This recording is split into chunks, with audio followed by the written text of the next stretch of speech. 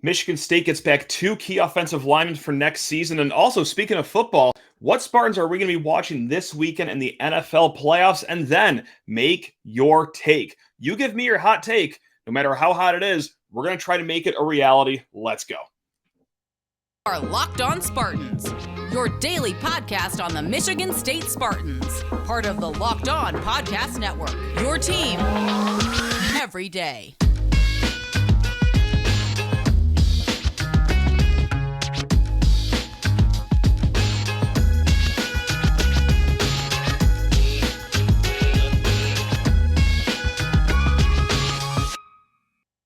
Well, it's my favorite people of all time. Yes, I'm talking about you wonderful listeners and or viewers of Locked On Spartans. That's right. We do the podcast. We do a YouTube show. Please rate, review, and subscribe to this program if you don't mind. I'm not going to force you to do anything here, but hey, let's just leave that review, hit that subscribe button, do whatever makes you happy. And what makes me happy is talk about Michigan State, which is what we do here 5 days a week here in the Locked On Spartans program. And we're going to get right into it. We got some news from earlier this week, from over the weekend that we have not gotten to yet, just because basketball has been a little busy, just busy winning games against their rival over the weekend or busy winning games on the road in Madison. But hey, you know what? Football is a 12-month sport these days, so let's get to it. Big news from the trenches, the offensive side of the ball, more specifically, Nick Samac. He announces his return to Michigan State, and then just a few days later, yes, his partner in crime, J.D. Duplain, also announces that he will be coming back for the 2023 season. We've had conversations with people in the know. Stephen Brooks of 24/7 Sports is one of them. This was earlier this month, actually earlier last month.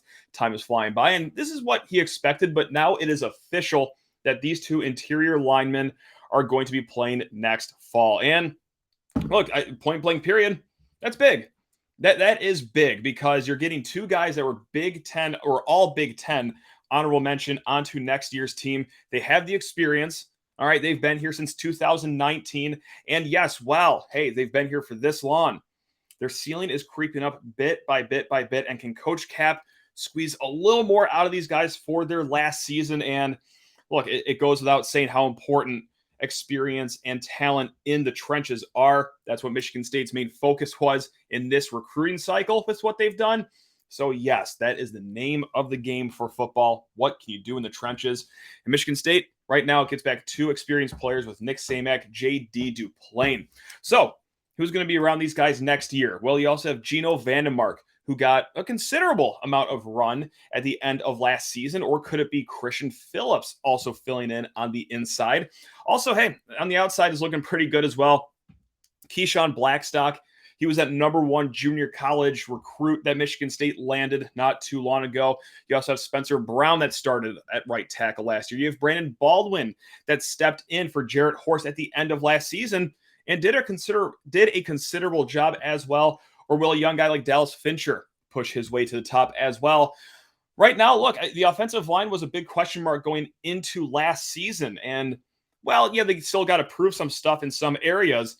You feel a lot better going into this year with the offensive line than you did going into last year with the offensive line. And that is thanks to these two guys announcing their, I guess, not a commitment because they're already here, but announcing their return to Michigan State. So, Nick, JD, I know you're listening. You guys never miss an episode.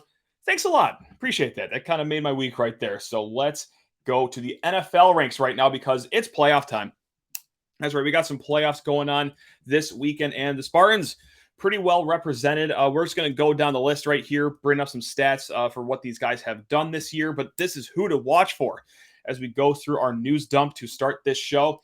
Saturday, 4:30 on Fox is going to kick off the NFL playoffs. We have 2 Spartans in that game between the Seahawks and the 49ers. The Seahawks, you already know who it is. It's Kenneth Walker, who is right now the odds-on leader to win Offensive Rookie of the Year for the NFL. That's what happens when you get 1,050 rushing yards. That's 12th best in the NFL despite missing 2 games, 4.6 yards per carry, and 9 touchdowns.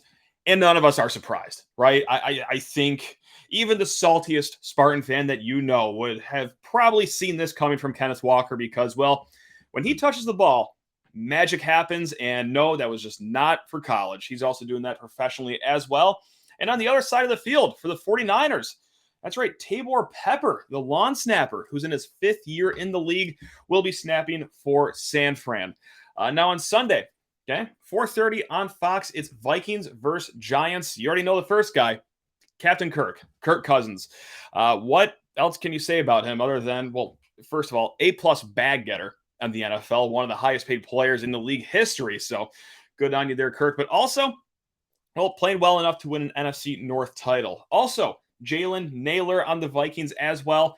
In his last 2 games of the season, over 150 combined receiving yards, and he also had that touchdown at Lambeau Field 2 weeks ago. So look at Naylor getting some run as well.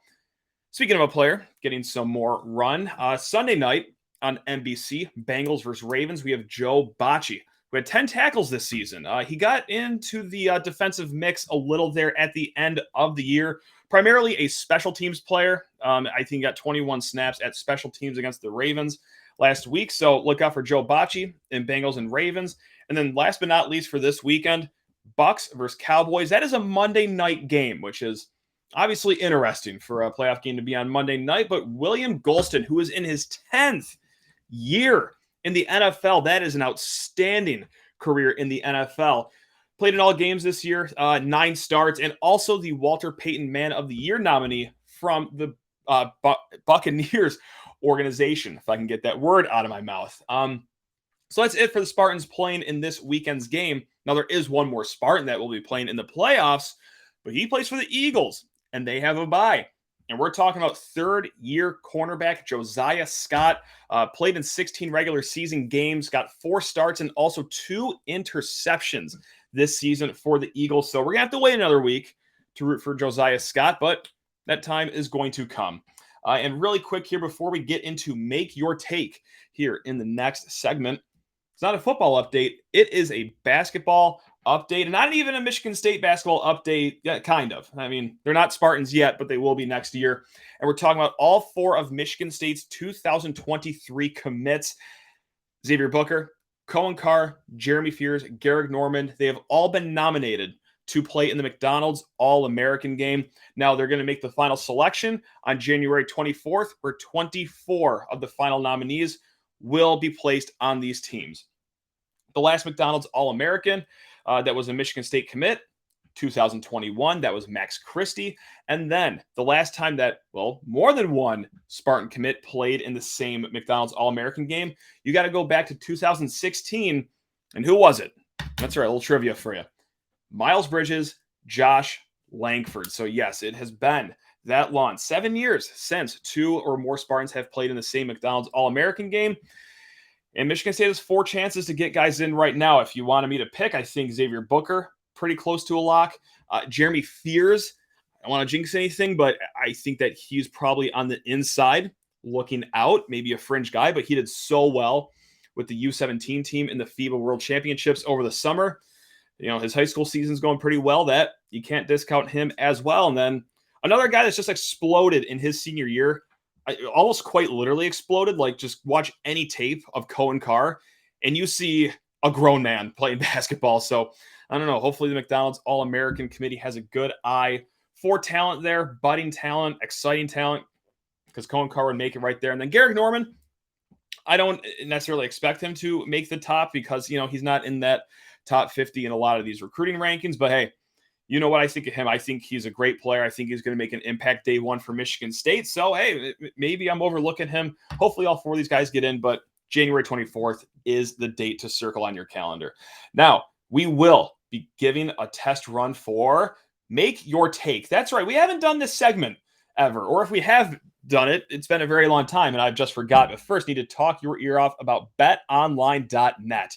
That's right. Did any of those wildcard games that I just spoke about, any of them stick out to you? Any of you thinking, well, yeah, of course, Kenneth Walker's going to stun the Niners as 10-point underdogs. Let's throw a few shekels on that. Let's throw a few shekels on him to score a touchdown. You can do all this at betonline.net. They got all the lines, all the props, all the futures that you need for this NFL playoff season because they are your number one source for sports betting info, stats, news, and analysis. Get the latest odds and trends for every professional and amateur league out there. We're talking pro football playoffs, NBA, NHL regular season. We got PGA in the mix over on the islands in Hawaii. They got it all at betonline.net. And if you love sports podcasts, which I think you do if you're listening to this right now, good news for you, Buckaroo. You can find even more of those at BetOnline as well. We are always the fastest and easiest way to get in on all of your sports betting action. So what are you waiting for? Head to the website today. Use your mobile device. Learn more about the trends and action that is at BetOnline where the game starts. All right, we're going to do something maybe new here. I don't know. I got a terrible memory. Maybe we've done this a year ago, 2 years ago, but hey, it's new to this year of 2023. It's making your take. That's right. Make your take. Still don't have an official name for it because we're bad at officially naming things on Locked On Spartans. But what the premise is, I asked you guys on Twitter. You wonderful people on Twitter, actually. Hey, give me your hot take about Michigan State. And no matter how cold or hot it is, we're going to talk ourselves into it being true. That's right. It's going to take some stats, some creativity, some, I don't know, hopefully very, very open minds from you fine folks listening. So let's give it a try. And if this doesn't work, let me know. Tell me to never do it again. LockedOnSpartans@gmail.com. If you want to say that was a bad idea, or if you want to give me your own hot take, because we got so many of these, as we usually do, that some of these will be coming tomorrow on the show. But right now, let's get into it. Hunter says his hot take is, MSU basketball never seems to get the possession arrow for any jump balls during games. I don't need to convince you a whole lot that is true, because I have no recollection this year, last year, the year before that, of a tie-up in a game. And then, oh, hey, I look down at the scoreboard to see who has the arrow, and of course, it's always the other team. And I don't remember until yesterday's game or Tuesday's game against Wisconsin, Michigan State ever inbounding the ball to start the second half either. So we're going to keep a closer eye on that conspiracy. Yes, I know it's very easy to explain. Mike Sissoko just wins every single jump ball.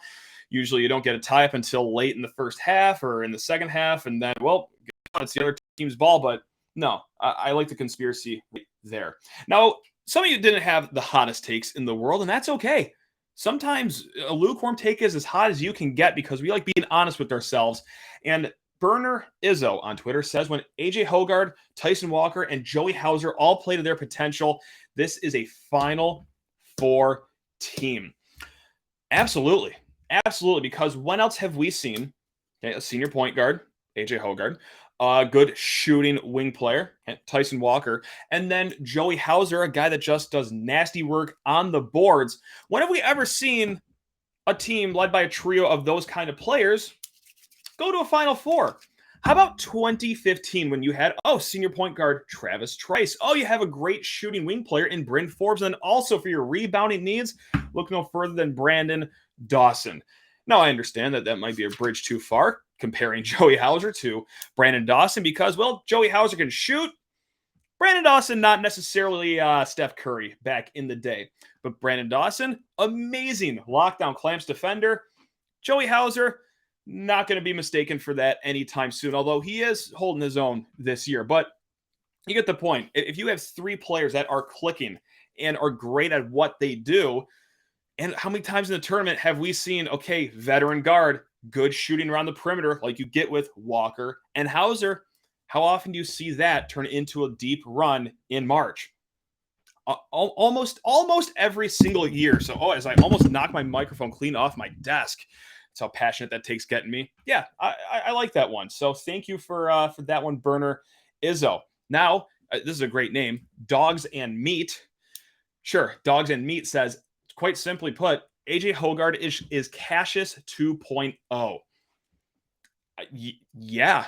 Look, now one thing that's going to pop up to everyone's mind is that AJ Hoggard isn't shooting the three-point ball at 50% like Cassius Winston did in his junior year. That's the only thing that's kind of really missing with the Cassius Winston to AJ Hoggard comparison. It's just the outside shooting, because almost everywhere else, yeah, I totally see it. Because, well, let's just look at this right here. You've heard me say this stat up and down the last few days, but now it's 8 straight games with AJ Hoggard having 2 or less turnovers. Okay, he's taking care of the ball quite well. Also, more importantly, and more Cassius-like, he's taking games under control when he smells that he has to. Okay, let's just go to the Tuesday game against Wisconsin. In the last 3 minutes, 2 of 2 shooting from the field, both with those tough buckets inside the paint, 2 of 2 from free throws, and 1 assist when it was closing time against Wisconsin. Okay, that was very Cassius-esque. Just, all right, everyone, calm down. I got this. Everyone follow me. I'm going to score. I'm going to put the game away in a tough situation on the road. He also ended the Michigan game on Saturday as well. End of the rock fight. Michigan's making things a little close, and then AJ's like, fine, I'll do it. I'll just drive into the lane, put my body on someone else's, and get a tough bucket. And then also, too, I don't know. I remember senior year, Cassius Winston against Penn State having a great performance. AJ Hoggard, I was going to say when it was a must-win game, but it wasn't a must-win game against Penn State, but it was hey, we could really, really use a win right now before things spiral completely out of control. And all AJ Hoggard did is 23 points, 6 of 6 from the line. So, yeah, I don't hate that comparison as well from AJ Hoggard to Cassius Winston. Now, here is one. This is the true spirit of this little segment here, Make Your Take. This is from Steve Daniels, and he says, Gavin Schilling is a top 5 Izzo-era player. Gavin Schilling, 3.3 points, 3 rebounds, average in his career, is a top 5 Izzo-era player. Now, fools like me, people like you, might just see the box score, the 3.3 points, the 3 rebounds, and say, he was never even a top 5 player on any team he played for in his career, let alone in the whole Tom Izzo era. But you know what? We're just jokers. We don't matter. Do you know whose opinion does matter? Tom Izzo. Tom Izzo's opinion matters. And let me tell you what kind of a player Tom Izzo would like. And you could correct me if I'm wrong here, because how many times, especially in the later years here, has Tom Izzo gone up and down complaining about the transfer portal, complaining about kids quitting too early, complaining about kids refusing to take their spot on a team and making the most of it? Gavin Schilling started nearly every game his sophomore year. Do you know how many he started after his sophomore year? Not a lot. I believe it was less than 5. He started not every game, but most of the games his sophomore year. That was in a Final Four season, and then had to take a backseat to freshman his junior and senior year. How many kids in this day and age would just head straight to the transfer portal if that happened? If not the first year, then the second year it happens. Okay, Gavin Schilling stuck it out. So yes, while we might not see it, I bet Izzo appreciates the role that Gavin Schilling accepted in being the epitome of a team player, from going from a starter on a Final Four team to, well, hey, how about you come off the bench here behind these freshmen? So yeah, I bet Tom Izzo might probably sort of maybe say that Gavin Schilling is a top 5 player, not just in the box score. No, everything out of the box score. So yeah, there you go. That's the best I could do, is that maybe Tom Izzo would agree with some of my points there. So the last basketball one we're going to get to right here is a good one. And this comes from a man with an incredible name too. Michael, you got the best last name I've ever read in my entire life. This comes from Michael Weatherwax. Michael Weatherwax. He says, if Tyson Walker and Malik Hall return for their extra COVID year next season, Michigan State will not only win the Natty, but will finish with less than 5 losses. Let's paint the picture. Okay, you got Tyson Walker, Malik Hall, 2 absolute dogs. You have senior AJ Hoggard, junior Jaden Akins, Madi Sissoko grows another year. Carson Cooper, after a year in the weight room in the Brody cafeteria, putting on as much weight as possible, he comes back. Jackson Kohler doing the opposite of Carson Cooper, maybe shedding some weight to be more quick. Okay, you get another year of those big men. And oh yeah, speaking of big men, how about top 10 recruit Xavier Booker going into the fold? Coen Carr coming into the fold. Gehrig Normand coming into the fold. Jeremy Fears coming into the fold. 4 freshmen that could be instant impact. And that's not even to mention Trayvon Holloman, okay, that rangy, great wing defender that we have on this team, a good game manager on offense. And then, hey, let's say Pierre Brooks finally bounces back. He has to bounce back eventually, right? I mean, so maybe that's next year, a microwave off the bench just like Pierre Brooks. I don't think that's crazy to think Natty Run is in play next year. Now, is it a lot to ask for? Sure, but not too hard to like wrap your head around it. No doubt about that. We got some football ones to get to, and a field hockey one, actually. That's right. I bet you weren't expecting that one, but first need to talk your ear off about Built Bar. Gang, New Year's resolution time. I got some, maybe you have some, but I'm just trying to get into better shape. I'm trying to treat my body better, maybe be more conscious about my finances as well. But oh my God, would you look at that?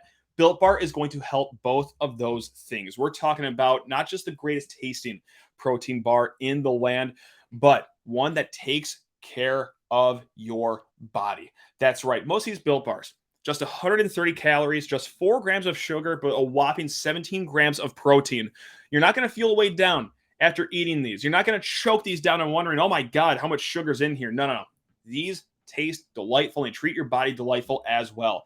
Also, very reasonably priced, and better yet, not just Built.com is where you can get these Built Bars. No. You can go outside of Built.com.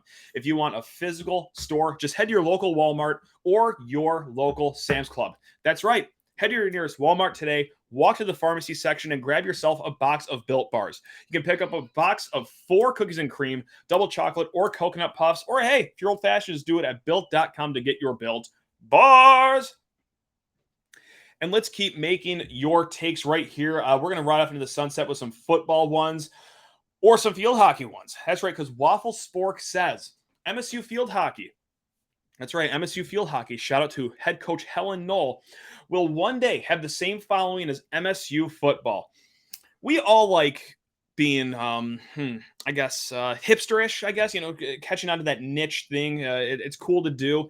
I do it with darts. I'm a really big dart fan. It makes me feel special that I'm into such a niche sport, but things grow sometimes. And field hockey, which is a sport I covered back when I worked at the State News. This was 9 years ago. Holy crap, 9 years ago. 10 years ago, doing my math correctly. Who cares? 10 years ago. Field hockey is kind of a lit sport, I got to say. It is a pretty fun sport to watch, and if you like high physicality, they don't encourage it in field hockey, but it happens. I saw the most gruesome injury I've ever seen live in person covering a field hockey game. Girl winds up for a slap shot. Ball's right there. Someone pokes the ball away, but while they poked the ball away, they accidentally tripped. And what took the spot of the ball? Their forehead. That's right. This poor girl got her forehead connected on by a slap shot in field hockey. And needless to say, straight to the ER for her, probably 1,000 stitches. But yeah, if that's something that you're really excited about, just gruesomeness and the element of surprise, get to a field hockey game. Maybe there's enough people to fill up Spartan Stadium for a field hockey game one day. I don't know. You know what? I'm not going to admit defeat, but Waffle Spork, that was the hardest one yet. Field hockey is very fun, though. Once again, shout out to Helen Knoll of the MSU field hockey program. Gavin, great tweeter, great listener. He writes in, Jaden Reed is the greatest wide receiver in MSU history. Definitely one of the most dynamic receivers, and not just receivers. Let's just talk about athletes in the game as well. Punt returns, kickoff returns. How many times did he do great things for Michigan State in that regard? Helped Michigan State beat Nebraska last year or 2 years ago now at this point with that great return late in the game. But also, how many wide receivers have called game as many times as Jaden Reed has in his career? The Penn State game last year, okay? Get up, grab it. All right, game over, call it. The Peach Bowl last year. Okay, fine, let's do this again. Jump ball, rock the baby. Good night, everyone. Thanks for coming out. And then the Wisconsin game this year as well. And then, too, hey, let's not forget about the Michigan game. He doesn't make that catch on 4th and 4. That win's not happening. He doesn't make that incredible catch on the 2-point conversion. Well, the win is probably not happening. So, yes, stat me up all you want. I don't care. I need a guy that games when it counts. So give me Jaden Reed, a guy that was just, 6 feet, 6'1", but when it mattered the most, played like he was 6'10". This was a man playing when it was like 3 minutes to go or less, when it was just time to start winning some football games. So there you go. Jaden Reed, best receiver of all time. Sorry, Charles Rogers. Sorry, BJ Cunningham. Sorry, my personal favorite, Aaron Burbridge, but it's Jaden Reed's world, and we're just all living in it. Now, to end this out, we got 2 completely different takes to end this on.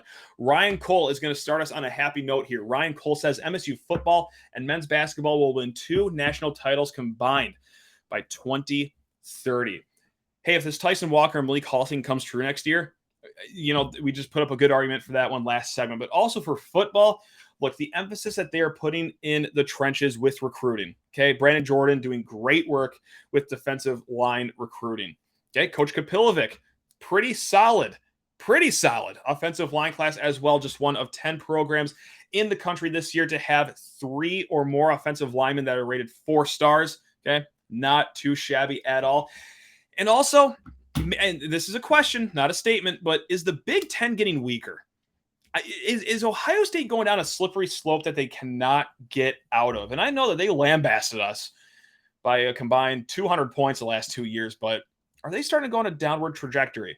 And oh yeah, the school down the road, that head coach that swore that he was done looking at NFL jobs. How many other interviews is he going to do this week? He can't wait to get out of Ann Arbor. So if he leaves, what happens to that program? Also, Penn State is always due for a Penn Stating. So yeah, I mean, with the Big Ten maybe getting weaker, maybe Michigan State starts climbing up that ladder. You pull a TCU, you get through your conference when it's down, and then, hey, next thing you know, you're in the national title game after beating a team that's maybe a tad overrated in the semifinals. Look, any given Monday night on National Championship Monday, which was not the last one, you could lose 65-7 as easily as you could maybe pull off that upset. So, yeah, hey, that's your 2 combined national titles right there. And then let's just end on a sad note. Why not? Well, let's just do it. This comes from I Gotta Find Bubba. If you're enjoying this show up to this point, if you like all the good vibes, now's probably a good time to turn it off because I Gotta Find Bubba says MSU football will not win 10 games. Will not win 10 games under Mel Tucker again. Well, that's not fun, Bubba. But hey, you know what? It's the game, so we got to talk ourselves into not winning 10 games ever again after I just put us up for a natty by 2030. The head coaching decisions last year, it's kind of okay, a glaring remark, whether it be the Wisconsin game that you accidentally won, or the Illinois game that you accidentally won, or the Indiana game that you just straight up lost. That one. Yeah, it's stuff like that. Maybe kind of gives me pause, and then, well, okay, what if this next quarterback, Caden Hauser, doesn't work out? How slippery of a slope is that going to be? Is the offense just going to sputter completely if you don't get the quarterback fixed next year and beyond? Also, let's be honest, what if Ohio State isn't actually slipping? What if they're just slipping at a national level, but can still kick some you-know-what at a Big Ten level, which all signs pointing to right now say that might be the case. Let's say Jim Harbaugh stays at Michigan. They keep doing what they do, which is win, 11 games a year. And yeah, and then Penn State too. Their recruiting against all odds is never, ever slowing down. So if you're stuck in this 4th, 5th, or 6th best Big Ten East team for the rest of Mel Tucker's contract, then yeah, it will be very hard to win 10 games. No doubt about that. So I got to start saying no, or stop saying no doubt about that. I listened to a podcast because, like kind of how football teams watch film, I'll listen to my shows over again. I forgot what episode it was. I think it was after the Michigan game. I said no doubt about that no less than 37 times on the show. So anytime I do that, please tweet at me. Tell me to stop. I might put a shot collar on to zap myself when I say that. Or even more fun, we could just make a drinking game out of it, and you can be hammered by the end of the first segment if you take a shot for every time I say no doubt about that. It's your road. You choose it. So there we go. All right, gang, that is the end of the show. No doubt about that. On tomorrow's show, we will be greeted by Drew Pastoric of Oski Talk. You might remember him from our Illinois football preview. He's going to help us break down Friday's basketball game against Illinois. And if no other news breaks, we'll be doing even more of these. Make your takes. But until then, hey, enjoy your Thursday. Love you all. Go Green.